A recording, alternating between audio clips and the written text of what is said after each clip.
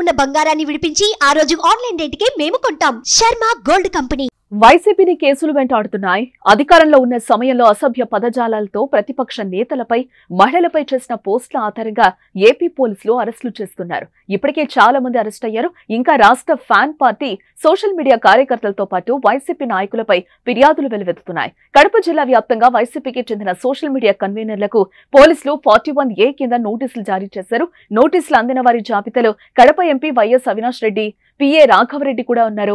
నోటీసులు అందిన వారు విచారణకు హాజరు కావాలని కోరినట్టుగా సమాచారం. తాజాగా వైసీపీ ఫైర్ బ్రాండ్ మాజీ మంత్రిపై విశాఖకు చెందిన లా విద్యార్థిని సత్యాల అంజనప్రియ ఫిర్యాదు చేయటం ఇప్పుడు సంచలనంగా మారింది. వైఎస్ఆర్సీపీ హయాంలో 5 ఏళ్లుగా కొడాలి నాని పత్రికా ప్రకటనల్లో, అసెంబ్లీ సమావేశాల్లో వాడిన భాషపై అంజనప్రియ ఫిర్యాదు చేశారు. అధికారిక కార్యక్రమాల్లో తెలుగుదేశం పార్టీ జాతీయ అధ్యక్షుడు, ప్రస్తుత ముఖ్యమంత్రి నారా చంద్రబాబు నాయుడు, టీడీపీ జాతీయ ప్రధాన కార్యదర్శి నారా లోకేష్ పై అవమానకరమైన రీతిలో అసభ్య పదజాలం ఉపయోగించారని, దుర్భాషలాడుతూ వ్యక్తిగత దూషణలకు పాల్పడ్డారంటూ ఆమె ఫిర్యాదులో పేర్కొన్నారు. కొడాలి నాని వ్యాఖ్యలు వారి పరువు నష్టం కలిగించడమే కాకుండా సామాజిక మాధ్యమాల ద్వారా వారి వ్యక్తిగత గౌరవాన్ని, కుటుంబ ప్రతిష్టను దెబ్బతీశాయని ఫిర్యాదులో తెలిపారు.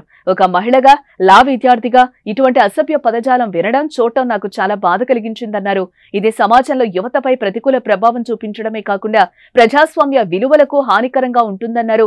యువతలో ఇది విషపూరితమైన ఆన్లైన్ సంస్కృతిని సృష్టించటాన్ని ప్రోత్సహిస్తుందని, ఇటువంటి ఉపేక్షిస్తే యువత వీటిని ఆదర్శంగా తీసుకునే ప్రమాదంగా ఉందని ఆవేదన వ్యక్తం చేసిన అంజనప్రియ ఏ విషయంలో కఠిన చర్యలు తీసుకోవాలని పోలీసులను కోరారు. బహిరంగ వేదికలపై దూషించే పదజాలం, అవమానకరమైన వ్యాఖ్యలను మరెవరూ ఉపయోగించకుండా కొడాలి నానిపై అత్యవసర చర్యలు తీసుకోవాలని తెలిపింది. ఆమె ఫిర్యాదు మేరకు కొడాలిపై పోలీసులు కేసు నమోదు చేశారు.